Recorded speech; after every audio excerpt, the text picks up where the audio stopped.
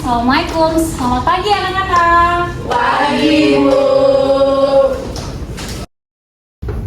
Oke anak-anak, gimana kabarnya hari ini? Baik, Bu.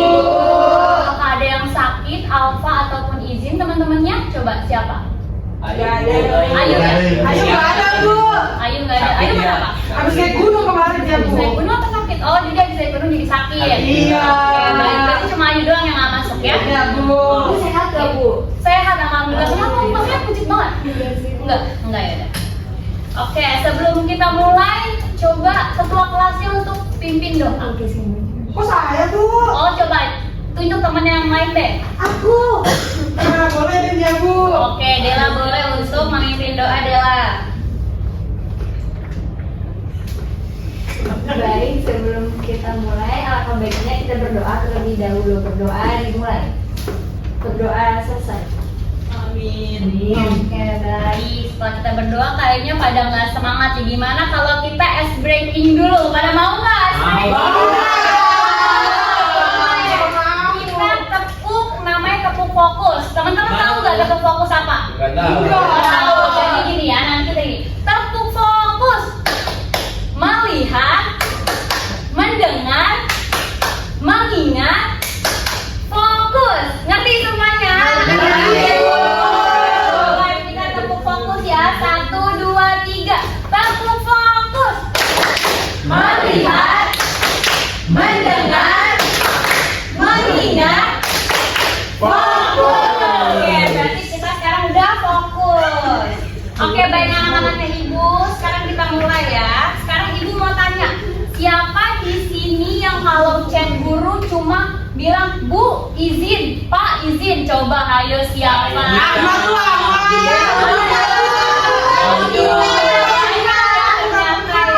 Nah, kalau menurut teman-teman itu sopan atau enggak? Sopan. Enggak dong Gita. Ini gimana dia Malita nih? Coba Dela, kenapa kurang sopan Dela? Karena harusnya pakai salam dulu, Bu. Oke gitu, karena kayak kita merasa kurang dihargai ya Dela ya. Iya, betul, Bu. Oke, kalau misalnya Ibu balik nih, misalnya kalian sudah bekerja nih di perusahaan, amin ya. Amin. Terus bos kalian chat kayak gini, laporannya sudah selesai belum? Terus kalian cuma jawab belum doang. Kira-kira sopan nggak? Nggak tahu. Besok kita tuh. Kira-kira sopan nggak? Coba jawab. Nggak, Bu. Enggak kan? Pasti mikirnya kayak gini. Ini anak jawabannya singkat banget sih. Ini anak kenapa sih kok kayak gitu banget? Iya, pasti gitu nggak bos kalian mikirnya? Gitu. Betul, Bu. Nah, makanya hari ini kita akan belajar tentang etika berkomunikasi di dunia kerja. Oke, menurut kalian tuh etika apa sih? Coba Mutia jawab, Mutia. Sopan santun, Bu. Oke, ada lagi? Bu. Oke, Ahmad, apa Ahmad? Ada. Oke, bagus. Jadi kalau disimpulkan, etika itu adalah tata krama ya anak-anak. Jadi kalau etika berkomunikasi berarti bagaimana cara kita berbicara kepada seseorang dengan baik dan benar. Oke, berarti bukan cuma isi omongannya aja yang penting, tapi apa Rio? Cukup menyampaikannya. Oke, cukup menyampaikannya, cara penyampaiannya ya Rio ya. Nah, kadang menurut kita nih niat kita baik teman-teman, tapi karena ngomongnya ketus, jadinya orang lain bisa sakit hati. Betul.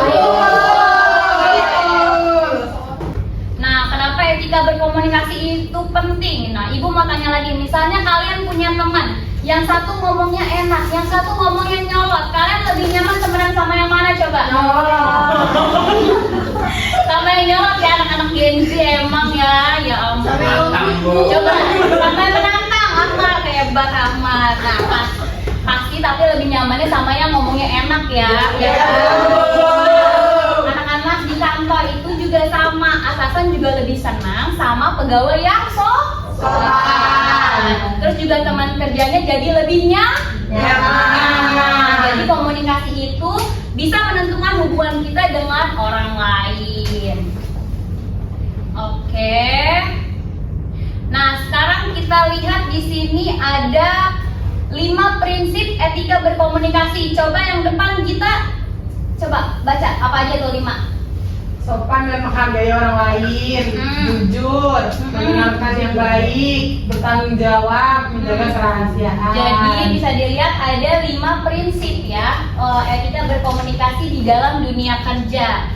Coba Ibu mau tunjuk Lestari, ada Lestari? Ada Ibu. Ada, oke. Coba dari 5 prinsip ini yang menurut Lestari yang paling susah untuk diterapkan di dunia kerja apa? Coba Lestari. Mendengarkan Bu. Mendengarkan, kenapa mendengarkan? Karena suka nyela Bu. Oh gitu ya, kadang suka nyela Lestarian. Nah iya bener, kadang orang belum selesai ngomong nih kitanya udah nyaut duluan. Nah itu termasuk etika berkomunikasi yang kurang baik. Oke, sekarang kita main sedikit ya. Misalnya Ibu jadi bos nih. Terus Eka kamu jadi pegawai misalnya. Terus Ibu nanya, Eka laporannya udah selesai belum? Terus coba Eka kamu jawabnya seadanya. Belum. Nah, coba teman-teman menilai kalau jawaban begitu salah apa enggak? Salah. Kurang sopan ya. Nah, coba Eka jawabannya benar seperti apa Eka? Mohon maaf Bu. Ini nih di PPT sayang, di PPT. Oh. Maaf Bu, laporan masih dalam proses dan akan saya selesaikan hari ini. Oke, kayak gitu ya. Jadi teman-teman harus yang sopan. Jadi kita di dalam ruangan kelas dulu, nanti kita di luar, baru nanti kita di dalam dunia kerja. Jadi memang harus diterapkan di sekolah dulu, di rumah, baru kita ke dunia kerja gitu ya anak-anak ya. Kita yang sopan ya kita ya. Enggak. Jangan dong kita. Oke, baik. Ini ada contoh kasus kedua misalnya. Sekarang gantian nih, kalian lagi sakit terus mau izin. Kalau chatnya cuma, Pak, saya izin. Nah, sopan nggak? Enggak kan? Coba yang baik, yang mana Saskia? Coba kayak gimana yang baik?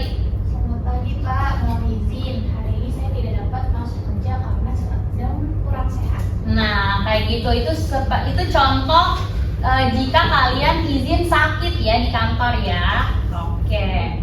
Terdapat di sini ada hal yang harus dihindari. Yang pertama adalah berbicara dengan emosi, terus memotong pembicaraan orang lain, menyebarkan gosip di kantor. Nah, siapa tuh yang suka-suka sebar-sebar gosip nih?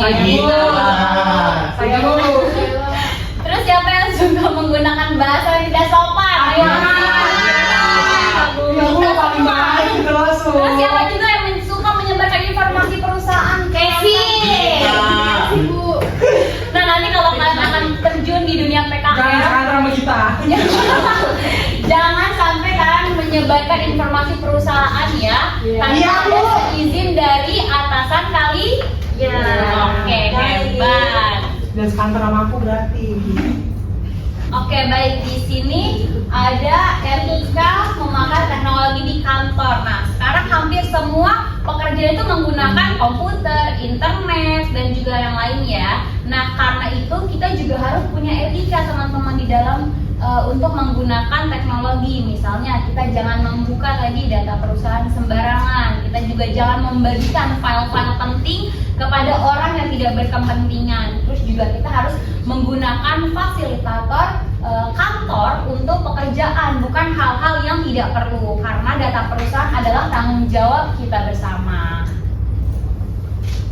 Oke, di sini ada pentingnya jujur di dalam dunia kantor. Coba dibaca, siapa namanya Mas Rio? Coba dibaca Rio.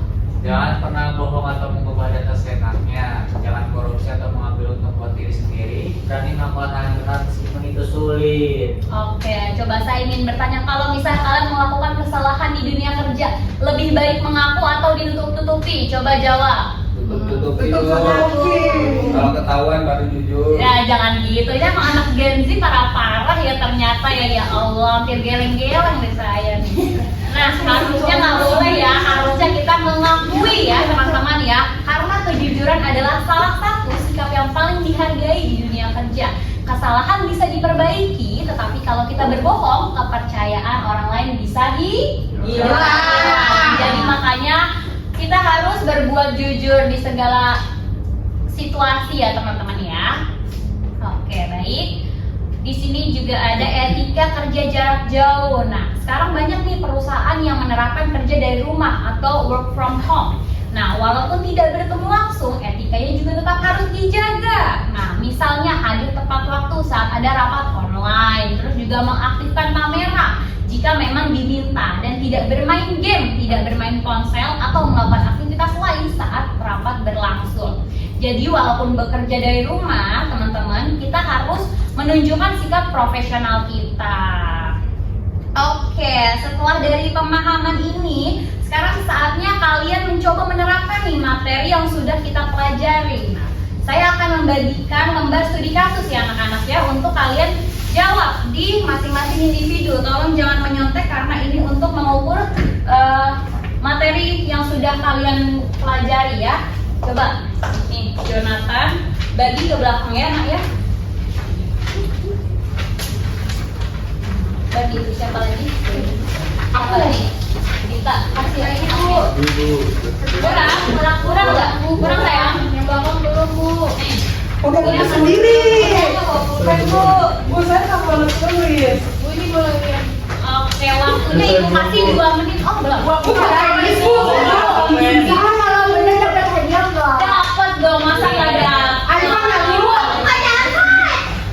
Oh belum dapat. Nih Ibu tanya. nggak ada pulpen. Gak ada pulpen. Ibu pinjam pulpen. Coba Iya, kalian pinjam dulu. Ibu ada pulpen 5 kan? anak-anak dikerjain ya semua ya. Coba mana Ibu mau lihat? Oke, ih, pintar banget ini. Ya ampun. Ini yang mati gimana bisa? Enggak. Boleh nyontek nggak Bu? Udah. Boleh pakai. Udah Bu, saya udah selesai Bu. Udah Bu. A few moments later. Oke, sekarang sudah waktunya untuk kalian menjawab. Coba Ibu maunya nggak nunjuk nih? Kalian suka relawan untuk menjawab. Siapa yang mau jawab? Tunjuk tangan. Saya Bu. Muti, ayo coba berdiri Muti. Apa Muti jawabannya? Jawabannya itu saya akan mengirim pulang email yang benar dan meminta maaf kepada klien karena sudah salah menulis nama dan isi pesannya Bu. Oke, bagus. Ada yang mau menambahkan? Saya Bu. Coba apa Mas Rio? Duduk aja atau berdiri nih? Boleh berdiri dong. Nanti biar kelihatan gantengnya. Ya, jawaban saya akan melapor kepada atasan bahwa saya telah melakukan kesalahan, kemudian memperbaiki email dan juga mengirimkannya kembali kepada klien dengan bahasa yang lebih baik. Oke, nice. Siapa lagi? Satu orang lagi deh. Oke, boleh Jonathan. Jonathan berdiri. Jawaban saya itu saya akan segera meminta maaf kepada klien melalui email atau telepon. Setelah itu saya mengirim ulang email dengan nama klien yang benar dan menggunakan bahasa yang lebih sopan. Kedepannya itu saya akan memeriksa kembali email sebelum mengirimkannya. Cakep Jonathan. Oke, terima kasih untuk teman-teman yang sudah berpartisipasi untuk menjawab studi kasus ini. Nah, sebelum Ibu akhiri, teman-teman, kita simpulkan dulu ya. Hari ini kita belajar bahwa etika berkomunikasi itu bukan hanya soal berbicara sopan, tetapi juga tentang menghargai orang lain, bersikap jujur, bertanggung jawab, serta menjaga nama baik diri sendiri dan juga perusahaan. Semoga setelah pembelajaran hari ini, kalian bisa mulai menerapkan etika berkomunikasi, baik di sekolah, terus saat PKL, maupun nanti sudah bekerja. Mungkin ada yang ingin bertanya, teman-teman? Tidak Bu. Tidak ya, cukup ya, paham ya anak-anak ya. Oke, Paham. kurang lebihnya mohon maaf, Ibu tutup. Terima kasih. Wassalamualaikum warahmatullahi wabarakatuh. Waalaikumsalam